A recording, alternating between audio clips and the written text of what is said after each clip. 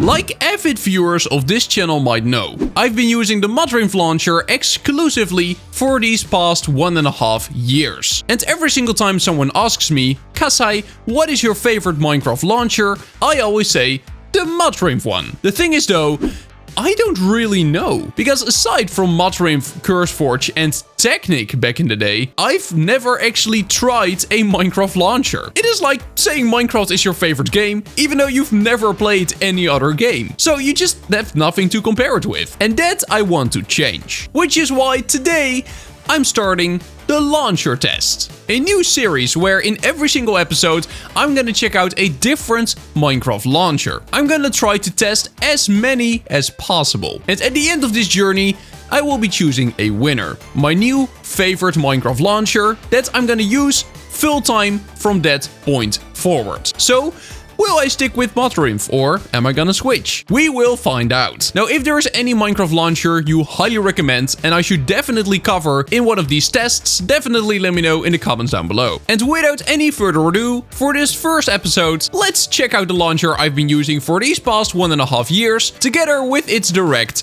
competitor. And those are, of course, the Modri and the CurseForge app. Now, both of these apps have a very unique position, which is that both of them are the official app of their respective platforms. The CurseForge and Modri app are made by, well, CurseForge and Modri, which comes with some pros and cons. The biggest pro definitely being that because they are official apps, they can have better integration with their respective platform. So on the Modri app, for example, everything looks and feels like Modri. And by clicking on install content, you'll be taken straight to a page with mods that looks almost indistinguishable from how you would find it on the actual website, but then with a handy install button added. Now that is really cool and awesome. And the CurseForge app, of course, has similar functionality, with one cool extra feature, especially for the gamers who don't only play Minecraft. CurseForge actually has mods for a bunch of different games, and through the CurseForge app you can manage mods for each of these, which is pretty cool. But when it comes to the Minecraft functionality, it basically works the same. You have your installations, you can click on plus, and then you just get thrown into a list with a bunch of mods which you can add, which looks very similar to the look of the Modri app. Now, to be honest, that is quite a good thing. If you know how the Modri app works, you basically also know how the CurseForge app works. They feel quite similar, just associated with a different platform. But being associated with a platform also definitely has some downsides. It might even have more downsides than upsides. With the biggest con definitely being that the Modri app can only download stuff from Modri, and the CurseForge app only from CurseForge. And of course it can. It is the CurseForge app. You don't download the CurseForge app to download stuff from Modri. But that is definitely a big con when you take these official launchers into consideration, because most other third-party launchers that are not associated with a platform can download stuff from both of these platforms. Now, other than that, these launchers can pretty much do the same thing. You can manage and create new instances, which are basically just mod packs. You can add mods and resource packs and shader packs to these instances, and then you can just launch them and play. Now, outside of this basic functionality, both apps simply have very little to offer. Visually, they look great. They look fantastic. But some basic stuff just seems to be missing. For example, there's no way at all to change your skin in the Modri launcher. Now, I know this is a feature that is coming soon. The developers of the Modri app actually announced that this is a feature they're gonna implement eventually, but it's still not here. Which means if you want to change your skin, you have to go to either the Minecraft website or the vanilla Minecraft launcher, which is just a hassle. In a perfect world, you don't need the vanilla Minecraft launcher anymore while using one of these third-party launchers. Now, a cool thing about the CurseForge app is that because CurseForge also distributes worlds, you can also install those worlds straight through this app, which is pretty awesome. And something Modri cannot do, because Modri,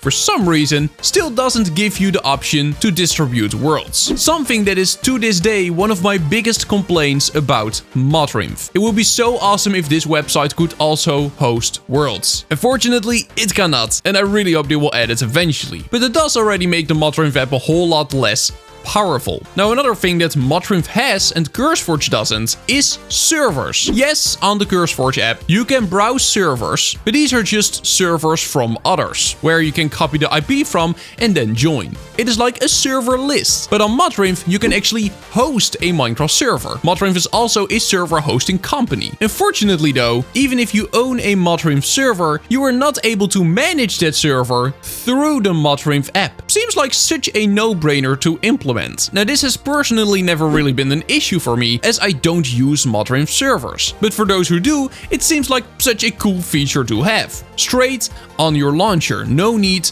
to go to the actual website. I still think and kinda hope that they will implement this eventually, but at the same time, I've been using the Modri app for 1.5 years at this point, and I'm gonna be honest, they have not added a lot of features. The look of the app has completely changed. You now have a friends section, which you can access by logging into a Modri account, but other than that, the only thing they've truly added is this jump back in section, which allows you to easily join a world or a server you were recently in, and then ads. Yes, we do have to talk about it. There is an ad in the bottom right corner. For some reason, I have to click on agree, otherwise it won't show, so I will not click. But yeah, there is an ad. And I get it. These platforms rely on ads to stay sustainable. And it is important that they do stay sustainable. But let's be honest, ads also kinda suck. And encountering an ad online just feels a bit different than having an ad in an application installed on your PC. I don't know why, but I can't really get used to it. I am used to the internet being full of ads. It kinda just is like that. And without ads, I also wouldn't be able to make these videos, because the ad revenue that this channel generates helps me actually create them. But I'm kinda just used to ads being online. I'm not very used to having ads on local software, and it just feels off. Now, CurseForge is way worse. At all times, there are 3 big ads at the right side of your screen. They are just always there. Modri is just able to show a lot more content than CurseForge, because 1/3 of the whole CurseForge launcher has just been reserved for only ads, which does really suck. Now, you can get rid of them, okay? You can get rid of these ads by paying money. On CurseForge, it is $3 per month or $30 per year to get rid of all the ads, and also get some other benefits. On Modri, this is a bit more expensive, €5 per month, and the ability to save 10% if you pay annually. So that's almost double the price. And again, I want to emphasize that I totally get that ads are needed, and they are important to keep these platforms sustainable, but both of these launchers having ads does also put them at a disadvantage, because even though this is the first episode and I've not checked out any others, I know that some others don't have any ads at all.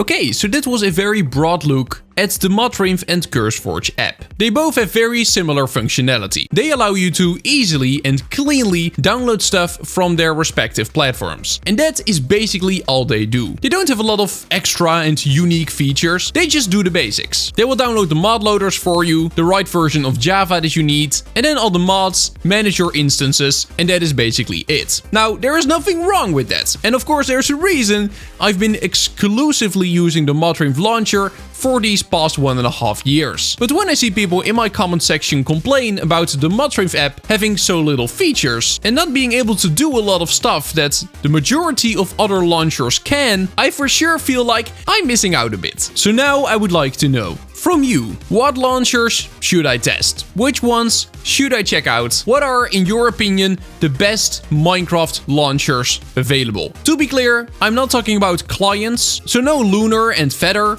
I'm talking about launchers specifically. Which ones are the best ones? Let me know in the comments down below, and stay tuned for future episodes, because I'm already excited to test out another Minecraft launcher I've never used before. And that's gonna be it for today. Do make sure to subscribe to my channel, join my Discord. Thank you so much, channel members, and then I'll see you in the next one. Bye bye, see you later, bye bye!